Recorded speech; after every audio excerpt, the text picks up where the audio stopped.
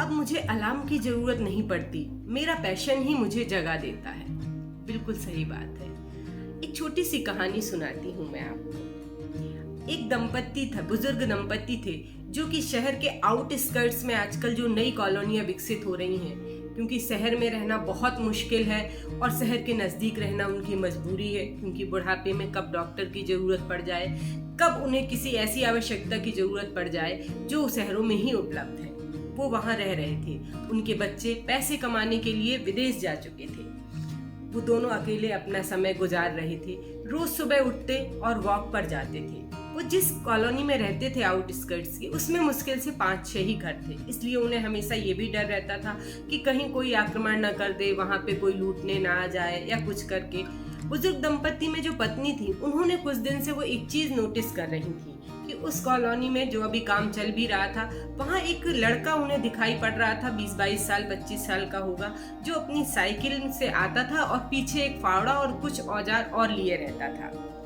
उन्होंने इस पे ध्यान दिया तो अपने पति से बोली, इससे पता करना है कि ये रोज यहाँ क्यों आता है। पति ने कहा, नहीं छोड़ो, क्या बात है। तो उन्होंने अपने मन की सारी शंकाएं जो है वो अपनी पति से बोली कि मुझे ऐसा डर है, इसलिए हम इसका एक दिन पीछा करते हैं और देखते ही आखिर हमारी कॉलोनी में आके जाता कहाँ है। दोनों सहमत हो गए। अगले दिन जब वो लड़का सुबह सुबह आया, ये घूमने के लिए निकले थे, ये लोग भी धीमे धीमे उसके पीछे चल गए।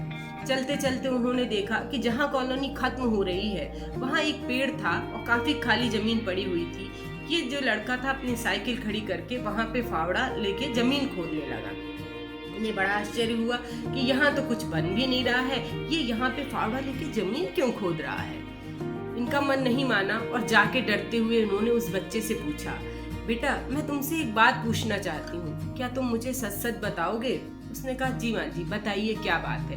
बोले, मैं तुम्हें कुछ दिनों से नोटिस कर रही हूँ कि तुम यहाँ रोज सुबह आते हो फावड़ा लेके। आज मैंने देखा कि तुम यहाँ आके जमीन खोद रहे हो। आखिर तुम यहाँ जमीन क्यों खोद रहे हो? यहाँ तो कुछ बन भी नहीं रहा और जो बनाने वालों की टीम है वो दूसरी जगह काम करती है। तुम यहाँ आखिर क्यों आते हो? उस लड़के ने हंसकर जवाब दिया और बोला कि मैं समझ गया आपके मन में जो डर है, लेकिन आप मुझसे बिल्कुल मत डरिए। मैं आपको कारण बताता हूँ कि मैं यहाँ क्यों आता हूँ। बोले, मैं गांव से आया हूँ और मैंने यहाँ शहर में नौकरी के लिए अप्लाई किया था।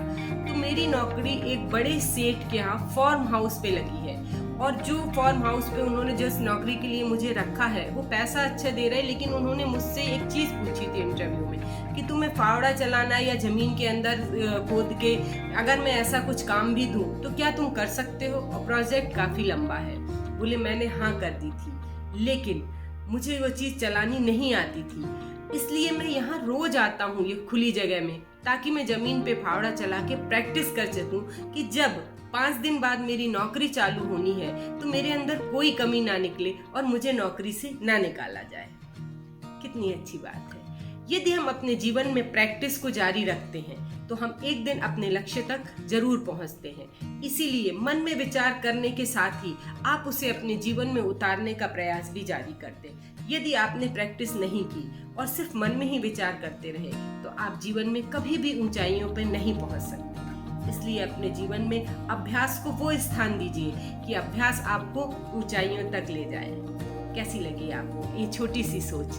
फिर मिलूंगी मैं एक नई सोच, एक नई कहानी के साथ। नीलम।